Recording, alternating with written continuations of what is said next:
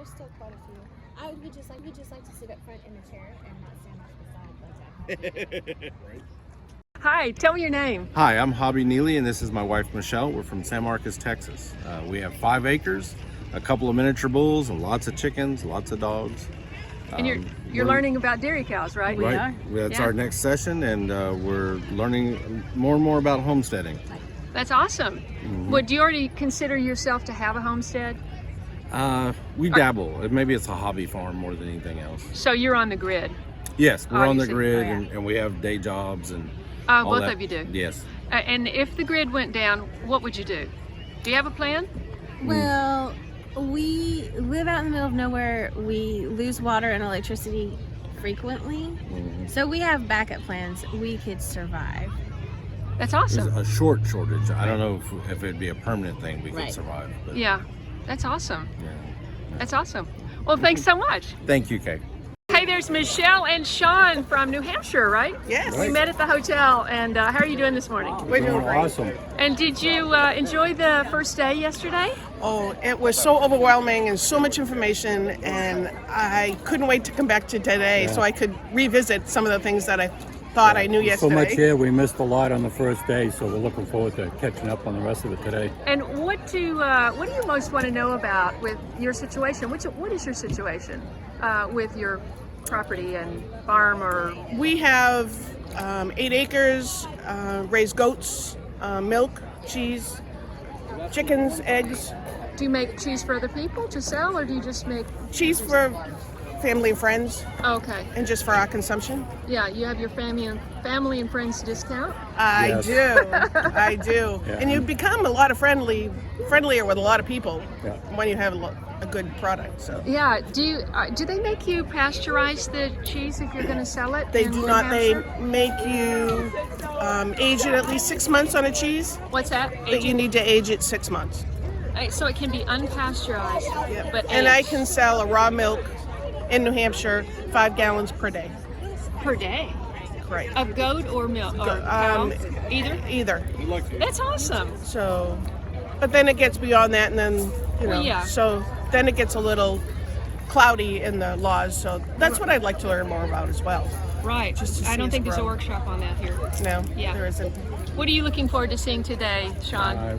I want to see Mike Dickinson, Joel Salatin. I got to meet Eustace yesterday, so that was the highlight of my weekend. Oh, that's awesome. Eustace Conway. Yeah. Awesome. Joel Salatin is a very in-demand speaker. He really knows how to. Yeah. Well, because of him, we learned how to process chickens, and we do 100 chickens a year. Oh, you do? Yeah. With help? Do you have help? Oh, My yeah. son. We have a whole team. Oh, you do? Yeah. Friends and family. We processed 100 chickens this year, and we pre-sold as many chickens as we could sell, and we sold 3/4 of the chickens, made all our money back, all expenses back, and then a little profit at the end.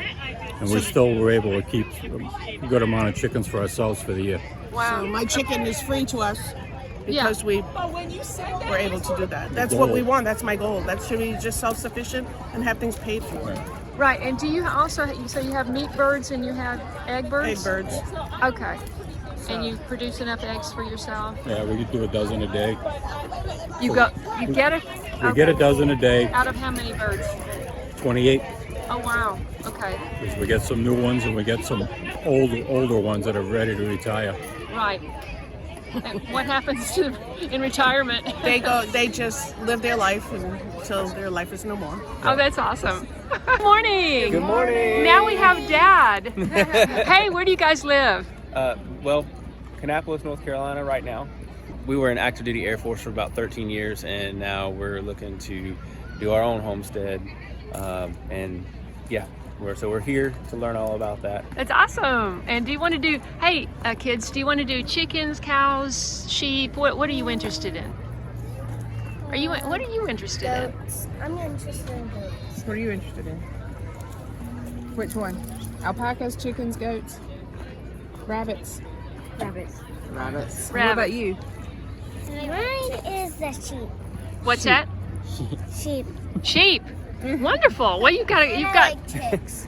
and what? I like chicks. Chickens? Yeah. Yeah, that's awesome. Well, you've got, if you want to Yeah, you can do it all, right? Yep. There you go. Yep. All of it. Well, have a great time and learn a lot. Thanks. Thanks so Thank much you. for talking to me. Okay. Oh, yeah, All right, absolutely. see ya. See you. Wait, you didn't even tell me your names. Josh and Audrey Cash. Where's your new homestead going to be? Did you say? Right know? now, Somewhere in North Carolina, somewhere in North probably. Carolina right now. Yep. But are you? Do you know where you're going? Well, we're gonna be in the market starting probably the beginning of next year. Looking. Mhm. Okay, cool. All right. You're doing your research first. Yes. I'm doing it the other way. Oh. Good morning, everybody. It is day 2 of the Homesteaders of America conference, and what a difference a half an hour makes. Oh my gosh, I left the hotel when it was completely pitch black and got here, and just the first little bit of light was coming on the horizon. And the sun is up, although there are clouds, and no line to drive in, no line to park, no line to walk through the gate because we already had our ticket, and no line at the bathroom. Took care of that right away. And so if I don't buy any food today, I might not have to stand in a line, which would be awesome. At any rate, I'm having a great time at the conference. A lot of prospective homesteaders, a lot of longtime homesteaders coming to learn more. And of course, I did things backwards. I bought my property, and then now I'm trying to learn how to.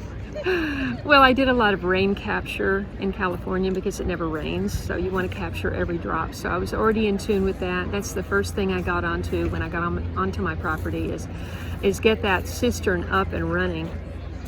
That required a lot of work and some money, and so I got that. But I still don't have any animals, and there are a lot of workshops here about cows and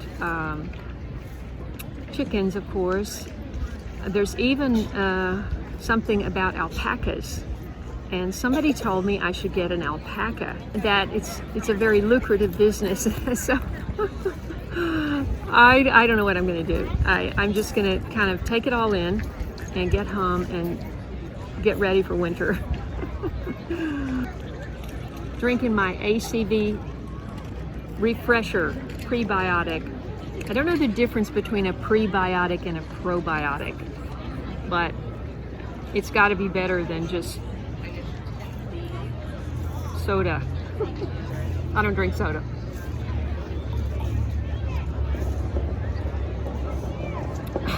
The main guest speakers here is Joel Salatin, who is a highly sought after public speaker in the regenerative agriculture, sustainable farming movement. And he's speaking in the Big Barn at 10. I have heard him speak before. Awesome.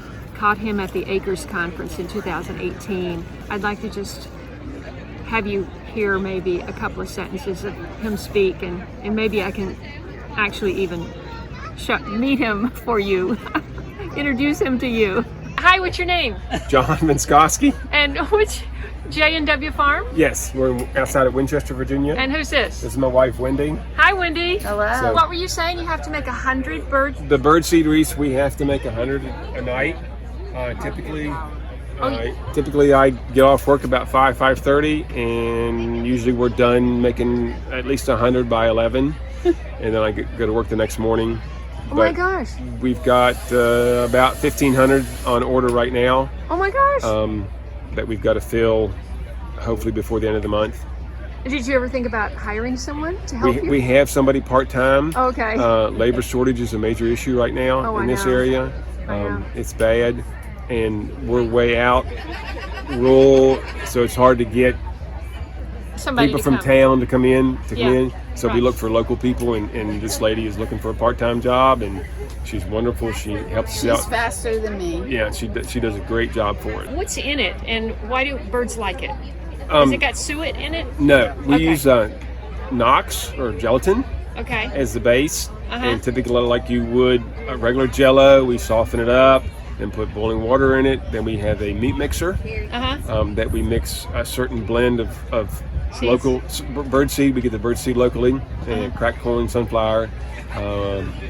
We have silicone bunt molds that we put them in, Uh-huh. and they go into the refrigerator for overnight. Next morning, she puts them into some low temperature dryers, and they're in those for about 9 hours, and then they come out and we go on speed racks or cooling racks For 6 days. for 6 days. My gosh, and you can sell that for $12? Yes. Yes. Well, we wholesale it for a little bit less. But Oh, really? Yeah. Because it seems like a lot of work for $12. Okay. No, it's really not. No, it's just It takes. It, you're staying up till 11 o'clock every Well, night to keep up with your orders. but So they must be very popular. Yeah. Oh, they're very popular. We've got. Last count was like 80 outlets, wholesale outlets. Oh, I But see. I don't think they're all for birdseed wreaths. We do a lot of mail order. In fact, it's taken us several years to figure out how to package them properly and ship them. Just hang it somewhere? Yep. Any advice? Shepherd's hook, nail, branch. They love anything, Yes, right? yes. If you've got squirrel problems, Yes, I do. Spritz it with hot sauce. Okay. And The birds don't care? Birds do not have taste buds. They have few. Squirrels do. Okay. So they will. Squirrels have many taste buds. Birds have very few. So I could do that with my bird feeders as well for the loose seeds?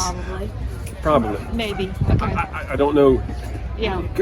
Because they're saying guarantee. that I mean, if the squirrels eat it, you'd have to spritz a loose feeder. You'd have to spritz all of it. Yeah. Yeah. Exactly. Whether if you sprinkle like red hot pepper flakes in the bottom of it, you know, like is it a tray or something? That might be. That I don't know. That I got plenty of those. Okay. All right. Thanks. No problem. No problem. Nice to meet you. No, nice to meet you.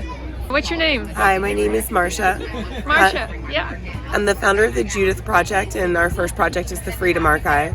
The Freedom Archive is an online resource library to kind of help people opt out of the mainstream matrix, give them the resources from content creators like you, other verified sources, so that they really have at hand what they need to kind of check out of these different systems and live sustainably on their own. And what's your name? Hi, I'm Christina. Are you helping? I am. Are you part of the company? I am. That's awesome. Yeah. What's your thank role you. in this? Well, we are collaborating together. So Marcia's the founder, and then of course we're assisting add content to the website and to build out all of the resources for everyone. The JudithProject.org is Catholic, women-owned. This is my business partner. Okay. Business where we just kind of want to collaborate and form these projects where strong women are using their resources to shine light on truth and then help people in that way with truth and honesty. Yeah, truth and honesty is kind of rare. It is. It's in short supply, I should say. It's not rare. Yeah, it there, is in there are short many supply. people that are truthful in the world, but it's hard to find that in the mainstream. In the mainstream media because it's so captured at this point. So we just want to create platforms and community around that because we are in the majority. It's just unfortunate we're not in the majority in the media. Right. So we want to be able to create, you know, that culture that's become a subculture and make people feel at home with each other again. Awesome. Yeah. Thank you. Thank you. God bless you. Thanks. Hi, what's your name? My name's Kyle Gherkin. This is my wife Liz. We own Fortune and Cole. Hi, Leslie. Hello. So you have custom? We have custom handmade knives and cutlery. Wow. Let's take a look. Where do you make these? In my shop out of Pittsburgh, Pennsylvania. What would somebody do with this kind of? So that's made after a Viking ads or Viking sacks. So it's just a like more historical piece. Do you have? Is that kind of what your niche is? Our niche is more the handmade everyday carry knives, and then so something like this that somebody can have on their person at any time. Okay. Oh wow. Nice small everyday carry. And we also do a Clearly, lot. I need a small everyday carry like that. Yeah. And then we do a lot of higher end knives also. That's so beautiful. this is a feather pattern Damascus that we make out of our shop. Out of what? Our shop, like we make everything in our shop in Pittsburgh. And where do you get your steel? I know. So I buy my tool steel from New Jersey Steel Baron out of New Jersey. That's where we get all of our steel. So I know exactly what the steel is so I can heat treat it properly. New Jersey Steel Baron, they don't have any like Chinese imported steel. Most of it's from Germany, different countries like that. I that see. Produce steel. Okay. All right, thanks. Yep. Awesome.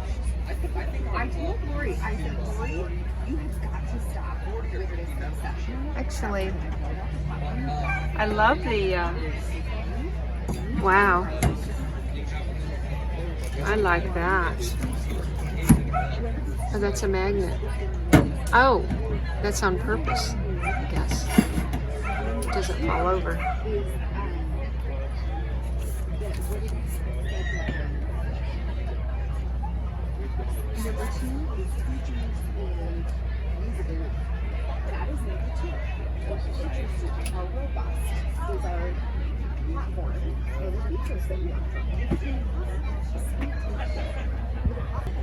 Okay, what do you do with this? So this is modeled after an Alaskan ulu knife.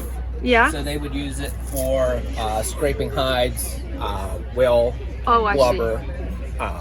And then we use it in our kitchen for pretty much everything. Vegetables, it's easy. We have little stands that they come with that just sit there that you can grab them anytime you need to cut anything up. That's what I was going to say, because, I mean, you could cut, like, bread. Yeah. You know, because it goes on both sides. Yeah, cheese. All the time. Oh, you do? Every day I'm in the kitchen. Yeah. Just Oh, wow. Yeah, it's probably our most used knife in our kitchen. Wow. Oh. I love felted wool. What are the boys? Look at that. Oops. It's so, I had to pick it up. I'm sorry. Precious. No, you're welcome. It's awesome. I love felted wool. My 11-year-old made those. Is she in the Waldorf school by any chance? No, but we basically have our own homeschool, so. Oh, that's awesome. Awesome. So what is a cream stick? So a cream stick is like a rectangular donut, right, with cream in the center, and it's made with sprouted einkorn flour. I see that. I use einkorn. Oh, great. So is it? Does it have any like glaze on top? It looks like it might have a little glaze or something. It's the cream in the center that just sort of comes out the top.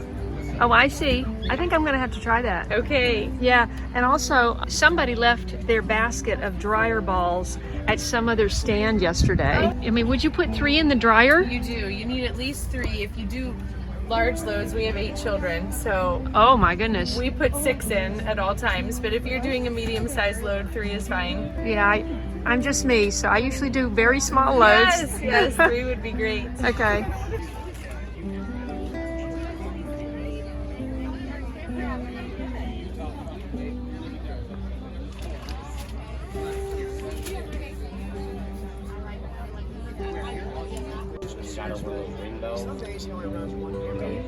Ring? Yeah, it tells about all the crime and everything going on in your area. It's about 30 days. Get me out of here. Morning, Doug. Good morning. Good morning. So, Doug, what's your story? Good morning, late bloomer fans. It's Doug with Off Grid with Doug and Stacy. We're at the Homesteaders of America conference in Virginia, Front Royal. Man, is this place busy as heck. 5,000 plus people. Joe Salatin's here. I'm here. Stacy's here. Kaye's here. And you're not. Why is that? So you guys got to get your tickets for next year. That's right. And your conference as well. Yeah, our conference is almost halfway sold out. So that's the Homesteading Life Conference, you know, and that's in Hannibal, Missouri, America's hometown. What date? It's the first Sunday and Monday in August every year. It's only 400 people, so we sell out every year. And Kaye's usually there. She wasn't there this year, but she was there last year.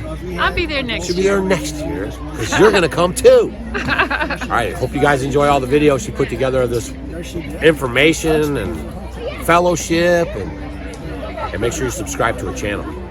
Awesome. Hey, Doug, what are you speaking on today? That's today's smorgasbord speak. So there's no topic, so we're going to go all in wherever you want. Oh, okay. That's the best.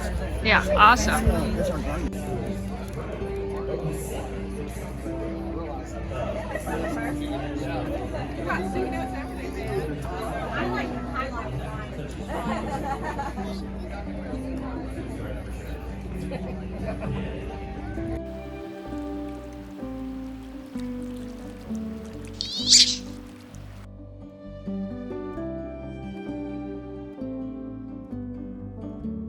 If you enjoyed this video, please watch these.